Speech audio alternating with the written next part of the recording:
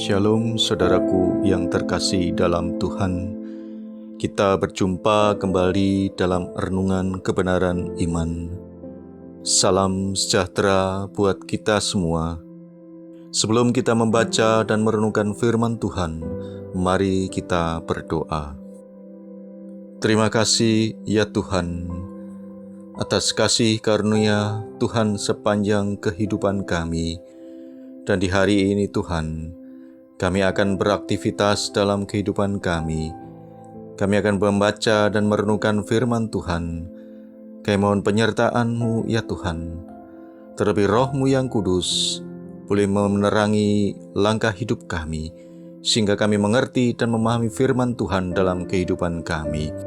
Terima kasih Bapa. Di dalam nama Tuhan Yesus yang adalah firman yang hidup, kami berdoa dan mengucap syukur. Haleluya. Amin. Bacaan firman Tuhan saat ini terambil dari Lukas 12 ayat 29 hingga ayat yang ke-32 yang menyatakan, "Jadi janganlah kamu mempersoalkan apa yang akan kamu makan atau apa yang akan kamu minum, dan janganlah cemas hatimu. Semua itu dicari bangsa-bangsa di dunia yang tidak mengenal Allah. Akan tetapi Bapamu tahu bahwa kamu memang memerlukan semuanya itu. Tetapi carilah kerajaannya, maka semuanya itu akan ditambahkan juga kepadamu. Janganlah takut, hai kamu kawanan kecil, karena Bapamu telah berkenan memberikan kamu kerajaan itu." Demikianlah pembacaan Alkitab. Terpujilah Tuhan Yesus. Haleluya.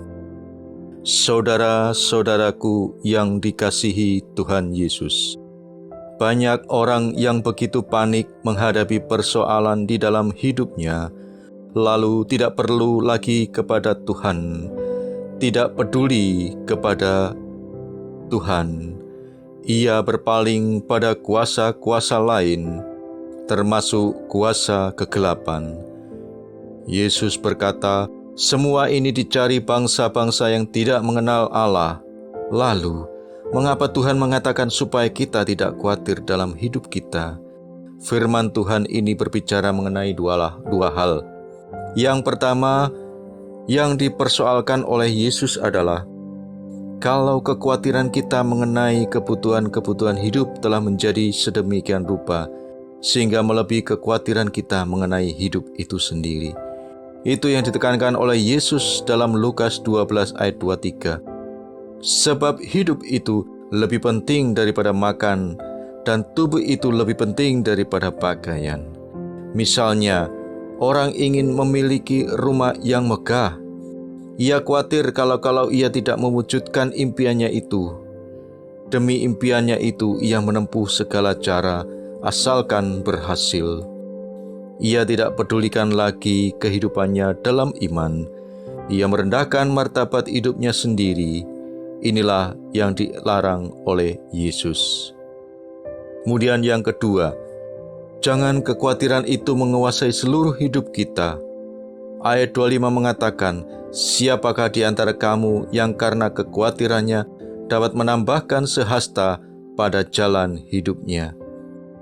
Hidup yang dikuasai oleh kekhawatiran tidak akan menolong, malah merugikan kita dan mungkin mengurangi umur. Ayat 30 berkata, "Bapamu tahu bahwa kamu memang memerlukan semuanya itu."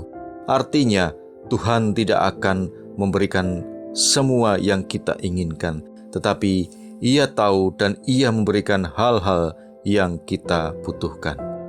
Saudaraku yang terkasih dalam Tuhan, orang yang hidupnya hanya dikuasai oleh kekhawatiran adalah orang yang hidupnya tidak dikuasai oleh Tuhan.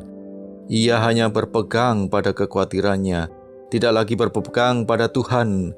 Iman itu bukan sekedar percaya, tapi yang paling penting adalah bagaimana kita mempercayakan diri kepadanya. Ketika kita bersedia mempercayakan diri sepenuhnya kepada Tuhan, maka kuasa Tuhan juga bekerja dengan sepenuhnya dalam hidup kita.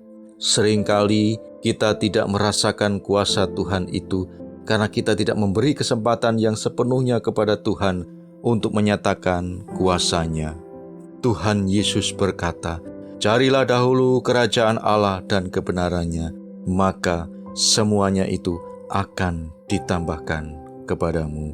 Amin. Tuhan memberkati firman-Nya. Mari kita berdoa. Terima kasih ya Tuhan atas firman-Mu saat ini. Ampuni kami kalau selama ini kami khawatir. Ampuni kami kalau seringkali kami mencemaskan akan kehidupan kami, akan kebutuhan hidup kami. Saat ini firman-Mu telah menguatkan hati dan iman percaya kami kepada Tuhan. Tuhan senantiasa ada bersama-sama dengan kami, dan Tuhan akan mencukupi seluruh kebutuhan hidup kami. Terima kasih Bapa di dalam surga. Biarlah Tuhan saat ini kami boleh melangkah bersama-sama dengan Tuhan, sehingga apa yang kami lakukan dan apa yang kami kerjakan di saat ini boleh senantiasa membawa berkat bagi kehidupan kami bersama keluarga kami. Terima kasih Bapa di dalam surga. Terima kasih Tuhan Yesus. Inilah doa kami dan syukur kami, dan kami akan mengawali aktivitas kami di hari ini hanya di dalam nama Tuhan Yesus Kristus. Kami berdoa dan mengucap syukur. Haleluya. Amin. Demikianlah renungan kita saat ini. Kita akan berjumpa kembali dalam renungan yang akan datang. Terima kasih. Tuhan Yesus memberkati.